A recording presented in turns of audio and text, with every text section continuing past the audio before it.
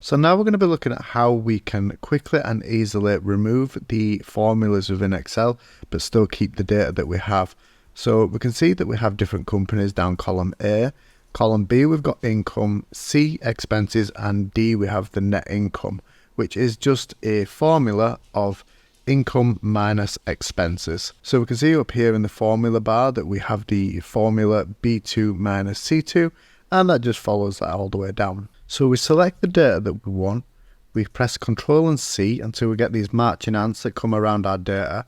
and once we have this point here, we can right click and we're just going down to the paste special part here that we have.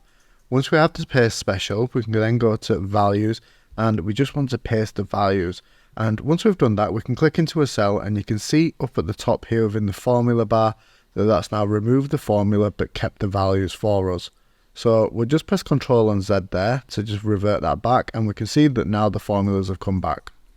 So another way that we can do this is we can Ctrl and Shift down, press that to see the data that we have, and once we've highlighted all the data that we have, we can then go over to the side, and once we get the little hand symbol here, we can then just right click and we can move the data over just slightly to the right, and you can see that it's almost going to copy it over, but then just copy it back to where we were before. Let go of your right button there, and then once you've done that, you can see that you get these little options here at the side, and we just want to copy here as values only. And once we've done that, once again we can see just by clicking into the cells that it has removed the formulas, but we've managed to keep the values for the data that we have within Excel.